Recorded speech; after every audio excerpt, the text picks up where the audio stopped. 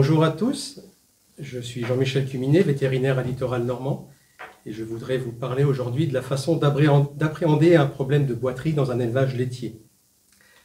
Alors bien sûr, ce sera impossible de traiter tous les aspects des boiteries en quelques minutes, mais je voudrais me fixer au moins un objectif, c'est-à-dire vous expliquer la démarche de prise en charge d'un élevage qui est impacté par les problèmes de boiterie, et de vous expliquer les différentes étapes, parce qu'il y en a plusieurs, d'un audit autour des boiteries. Alors tout d'abord, de quoi parle-t-on? Qu'est-ce qu'une boiterie? Une boiterie, c'est un mouvement réflexe qui tente de soulager la douleur ressentie sur un membre, et ce soulagement est obtenu par la suppression ou l'allègement de l'appui du membre qui justement fait mal, le membre concerné.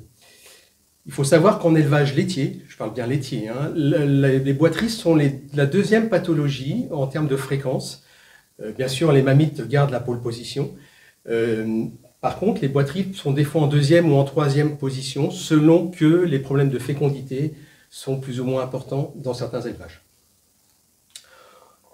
Il est coutume d'avoir remarqué que depuis plusieurs décennies, les problèmes de boiterie en élevage sont en augmentation, et plusieurs éléments peuvent être avancés pour expliquer cela, notamment l'évolution du logement des vaches, avec des vaches de plus en plus en bâtiment, sans doute de plus en plus en logette et moins en air paillé de nos jours, un peu moins de confort, des sols plus durs, bétonnés, une évolution aussi des systèmes d'alimentation qui fait que parfois on peut avoir une certaine fragilisation de la synthèse de la corne et de la dureté de la corne, une augmentation de la taille du troupeau, ce qui du coup limite la détection des boiteries et les soins qu'on peut apporter en temps réel aux boiteries. Et enfin, vous le savez bien tous, l'apparition de la dermatite digitée de Mortellaro, qui a largement contribué à l'augmentation des boiteries en élevage depuis plusieurs décennies. Alors les boiteries ont de nombreuses conséquences, mais surtout des conséquences coûteuses. Tout d'abord, elles provoquent une douleur et une diminution des déplacements. Cela entraîne une baisse de consommation, donc directement une baisse de production laitière et un impact sur les résultats de la reproduction. Tout ça conduit à des pertes économiques. Et en plus, il y a une certaine perturbation de la conduite du troupeau qui font qu'il y a du temps passé, des soins passés, voire des réformes et des déplacements des animaux compliqués, donc de la perte de temps et d'argent aussi. Il faut savoir que le coût moyen d'une boiterie est estimé environ à 300 €, sachant que les coûts des soins sont beaucoup moins importants que les coûts indirects, c'est-à-dire les pertes en lait, la réforme, les problèmes de reproduction qui vont découler de la boiterie. Et 9 fois sur 10, le problème de la boiterie se situe au niveau du pied. Le seuil d'alerte en élevage, le curseur doit être placé à 10%. Au-dessus de 10%, le nombre de boiteries est trop important. Pourtant, il faut remarquer quand même que la vache est assez solide sur ses pattes. La vache est un ongulé qui marche sur la pointe des pieds. Je vous ai fait une représentation avec le pied humain de la position de la patte de la vache. Alors, on est vraiment sur la pointe des pieds. La pression est considérable sur une patte de vache, 20 fois supérieure à celle de l'homme, puisqu'on passe de 0,2 kg au cm² pour l'homme à 4 kg au cm² pour le bovin. Les contraintes biomécaniques à chaque déplacement du bassin, donc à chaque pas, sont relativement importantes, avec des variations importantes de charge entre les 4 onglons des deux pattes arrière, ou des deux pattes avant, enfin entre les 4 onglons, entre les deux onglons extérieurs. Et enfin, on est sur un environnement relativement hostile pour la vache. Il y a quand même de l'humidité, de la saleté, des trous, des cailloux, etc. Donc, pour tout cela, la vache tient relativement bien sur ses pattes.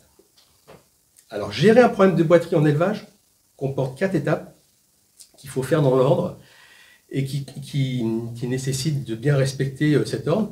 Donc, quantifier l'importance des boiteries dans l'élevage. Deuxième étape, poser un vrai diagnostic des choses qui existent dans l'élevage, ça suppose indispensablement du parage. 3.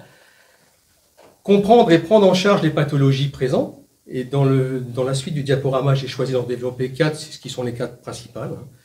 Et 4, alors très important, rechercher les facteurs de risque de ces pathologies que nous avons mis en évidence, de manière à essayer de les corriger et que dans le futur, nous limitons le plus possible les nouveaux cas de boiterie. Alors, toute cette démarche a été mise en forme par l'UMT Maîtrise de santé des troupeaux des bovins, l'unité mixte technologique, qui a été le travail et le fruit de différents organismes qui se sont mis autour de la table et qui ont bien codifié cette chose. Alors, première étape, quantifier l'importance des boiteries. Deux façons de faire. Observer la démarche des vaches en mouvement, donc en dynamique, hein, avec notamment, vous savez, je vous apprends rien, une vache qui boite, il va y avoir une vitesse réduite, un rythme différent, la longueur des foulées ou l'emplacement de la position des pieds sur le sol va bouger, la ligne du dos va être courbée, etc., etc. Tout ceci en mouvement permet donc de repérer les vaches boiteuses, bien sûr, et aussi d'attribuer une note de locomotion qui va entre 1 et 5. Sachant que, idéalement, il faudra au moins 85% des vaches qui sont en note 1 et 2.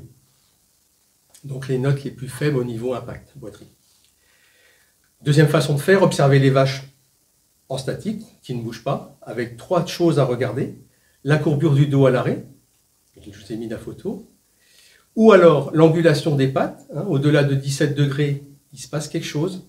Au-delà de 24 degrés, il y a vraiment un problème et il y a urgence notamment à parer, mais aussi à s'occuper du cas là, puisqu'il y a une boiterie qui se prépare ou qui est déjà en place. Et troisième élément, rechercher les suppressions d'appui qu'on peut observer sur tel ou tel membre. Deuxième étape, une fois qu'on a mis en évidence l'importance des boiteries dans l'exploitation, deuxième étape, on pose un diagnostic. Quelles sont les pathologies présentes dans l'exploitation? Indispensable, il faut parer. Il faut parer au moins 30% du troupeau, toutes vaches confondues, c'est-à-dire des multipares, des primipares, en début, en milieu de lactation, en tarissement, etc.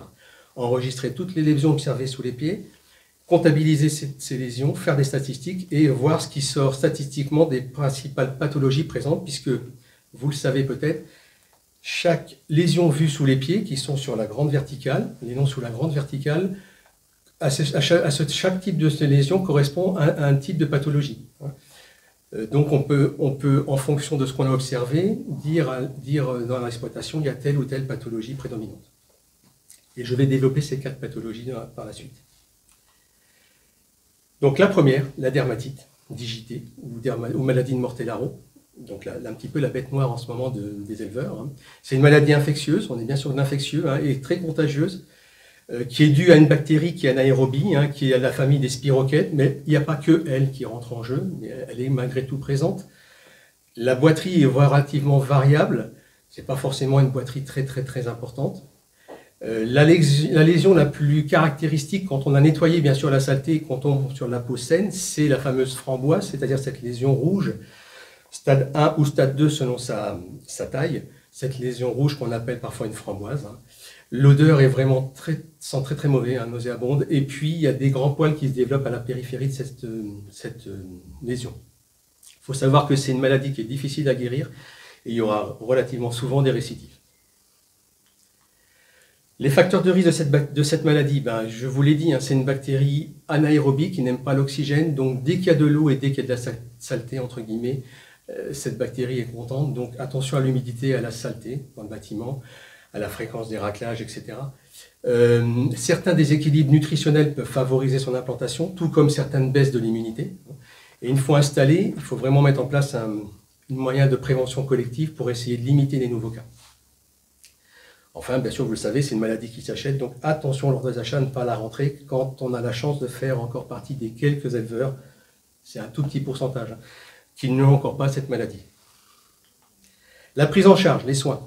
Nettoyer la lésion, faire du parage autour, faire des soins locaux, soit en spray ou en onguent, hein, et l'antibiothérapie par voie injectable, en voie générale, n'est pas justifiée puisqu'on parle d'une lésion et d'une infection superficielle de la peau. Donc là, pas d'antibiotiques par voie générale, donc par injection. Comment essayer de se débarrasser, ou au moins d'endiguer et de limiter la maladie dans l'élevage? 5 points importants. Bien sûr, je vous ai dit, l'hygiène, attention, surtout pas faire ce qu'on voit sur la photo, hein, des flaques d'eau et de saleté. Attention à l'hygiène, du parage régulièrement, dépister fréquemment les nouvelles lésions et les soigner le plus vite possible, donc des soins précoces, c'est là qu'est le nid à contamination. Hein. Prendre en charge rapidement ces lésions. Et enfin, si on a plus de 10% de vaches porteuses en troupeau, il est intéressant de mettre en place un programme de désinfection collective de manière à éviter les nouveaux cas et ne pas tourner en rond le temps qu'on gère les cas actuels, voire apparaître les nouveaux, le temps qu'on guérit, entre guillemets, les précédents. Donc là, ça passe par différentes méthodes que je ne vais pas détailler là, ici, mais il y a le pédiluve liquide, le pédiluve à sec, la pulvérisation en salle de traite si le pédiluve est trop contraignant dans certaines situations, la mousse aussi, ou les rampes de désinfection sur les repos. Deuxième pathologie, le fourché. Le fourché, c'est également une pathologie infectieuse. C'est une inflammation superficielle de la corne du talon, hein, qui va favoriser la formation d'un sillon noirâtre en forme de V. Hein, et il y a deux bactéries qui en sont responsables.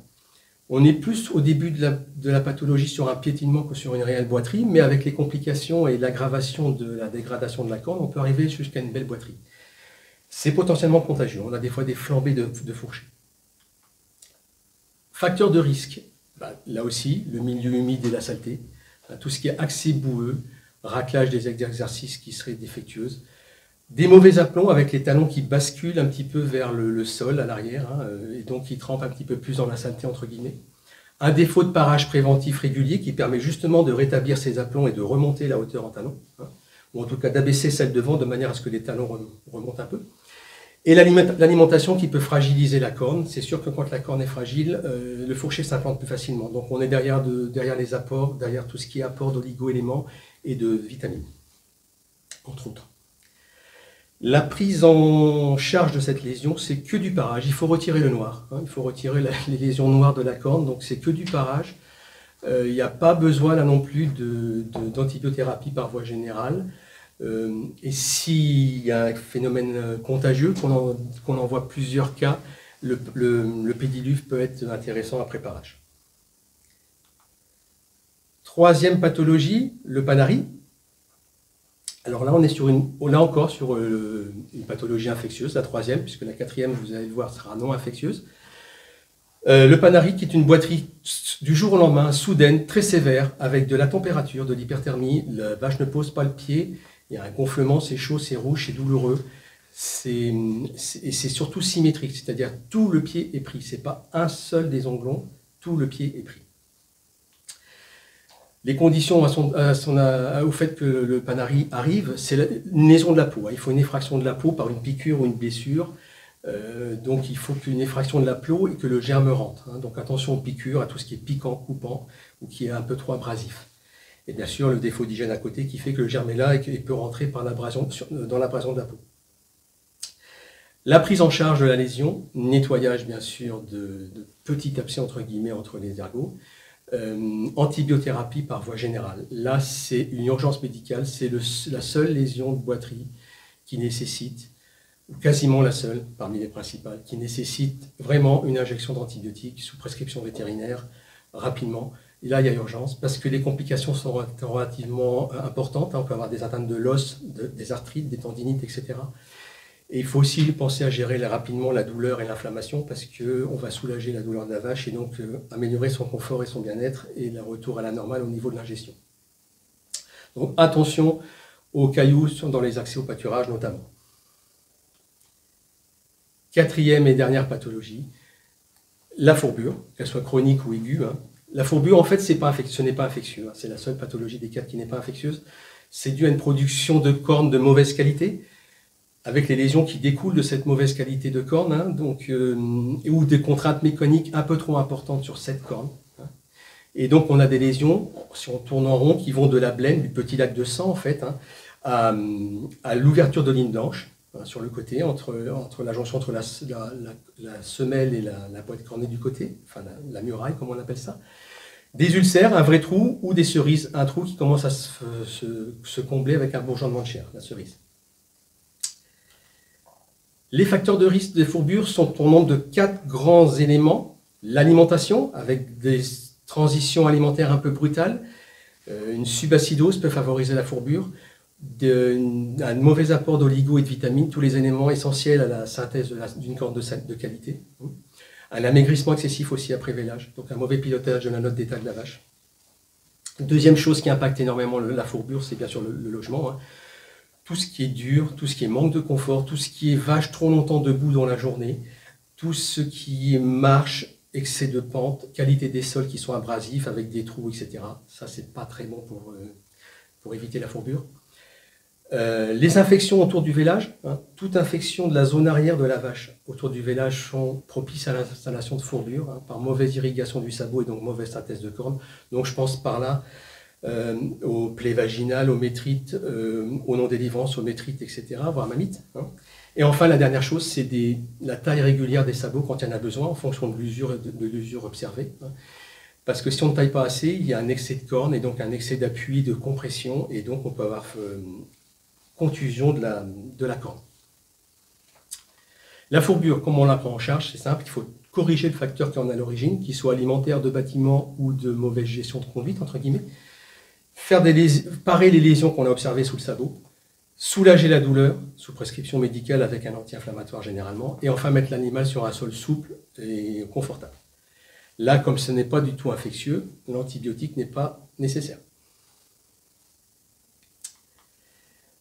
Quatrième étape, une fois qu'on a aidé l'éleveur à gérer ces 4 grandes pathologies principales, je ne vais pas développer les autres, mais j'ai fait les 4 principales, il faut rechercher des facteurs de risque dans l'exploitation qui expliquent ces pathologies, essayer de les corriger de manière à ce que les nouveaux cas n'arrivent pas.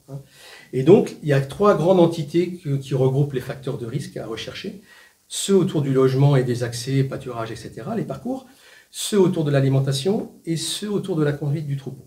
Si on les développe succinctement, ceux autour du logement, attention au confort du couchage. Une vache est couchée 12 à 14 heures par jour, il lui faut du temps pour se coucher. Il faut aussi une place de couchage par vache et une place de nourriture, enfin d'accès à la nourriture par vache, donc une place de logette et une place de cornadie par vache. Bien régler ses logettes pour qu'elles soient confortables. Attention à l'hygiène dans les aires d'exercice. Attention à la qualité des sols, pas trop de trous, pas trop d'abrasion de la corne, pas de sol glissant, pas trop de marche. Et attention aussi aux accès de pâturage. Vous avez vu que notamment pour le panari, les accès de pâturage avec les cailloux, les trous, les bosses, l'humidité, etc., c'est assez explosif au niveau possibilité d'engendrer des boiteries. Deuxième élément, l'alimentation. J'y reviens pas, je fais rapidement, mais il faut vérifier dans les élevages qui sont impactés par les boiteries tout ce qui est autour du démarrage en lactation, c'est-à-dire la transition vache-tarie, vache en début de lactation, la poussée en puissance, entre guillemets, de la concentration de la ration, gérer le déficit énergétique, limiter l'amaigrissement, qu'il n'y ait pas trop d'acétonémie, parce que tout ça sont des facteurs d'apparition de boiterie. Et aussi, dernier élément, là on était plus sur l'énergie, la transition, mais il y a aussi tout ce qui est les éléments indispensables à la solidité de la corne, c'est-à-dire les oligos, les minéraux et les vitamines. Et je vous ai mis les principales en noir entre parenthèses, notamment en oligo, le cuivre, le zinc, le sélénium et le manganèse. Troisième et dernier chapitre des facteurs de risque qu'il faut investiguer pour trouver les causes dans l'élevage et les corriger. L'absence de parage, ça c'est très fréquent. L'absence de parage en temps et en heure alors que les cornes poussent et qu'il faut normalement parer de manière à éviter la surcompression et la contusion et qu'il n'y ait pas de lésions à apparaître, notamment l'ulcère de sol. Une mauvaise détection des boiteries et une intervention pas assez précoce, ça dépend du travail de l'éleveur et de la taille des troupeaux, on en a parlé tout à l'heure en introduction, c'est pas toujours facile. Limiter le plus possible la station debout. Il ne doit pas y avoir trop de temps de blocage au cornadie et trop de temps d'attente en salle de traite, en parc d'attente. Une prévention de la dermatite digitée insuffisante. Quand la dermatite est rentrée chez soi et qu'elle est récurrente chez soi, il faut vraiment, pour limiter les nouveaux cas, mettre en place un protocole de désinfection généralisé du troupeau 1 fois par mois ou 2 fois par mois pour limiter les nouveaux cas et en venir à bout, ou au moins les juguler le plus possible. Défaut de prise en charge de tout ce qui est non-délivrance, métrite, mamite autour du village. Et puis, bien sûr, vigilance hors d'achat. On achète de la dermatite, entre autres. Et biosécurité. Attention aux intervenants en élevage. Le pédiluve est toujours de rigueur. Pour conclure, je rappellerai donc que 9 fois sur 10, le problème de boiterie se situe au niveau des pieds, du pied en bas. Qu'une détection précoce et une intervention précoce sur toute boiterie, idéalement en moins de 24 heures, permet de limiter l'impact clinique et de garantir et de ne pas hypothéquer les chances de guérison et éviter les complications. Et que donc prendre en charge un élevage qui est impacté par les boiteries demande une démarche qui est séquencée, avec l'importance capitale du parage pour poser le diagnostic. 2, correction des facteurs de risque que nous aurons mis en évidence pour éviter les nouveaux cas. Et 3, faire des recommandations à l'éleveur et l'aider à prendre en charge les cas qu'il a actuellement selon qu'il a telle ou telle pathologie prédominante. Pour conclure, je rappellerai, puisque c'était à la fin de mes diapos régulièrement au fil de cet exposé, que sur les boiteries aussi, les antibiotiques, ce n'est pas automatique si on veut garder une marge de sécurité, d'efficacité de nos antibiotiques. Voilà, je vous remercie de m'avoir écouté Et si vous avez la moindre question, je vous invite à téléphoner au service client de Littoral Normand qui me renverra les questions auxquelles je me ferai fort de répondre. Bonne journée, au revoir.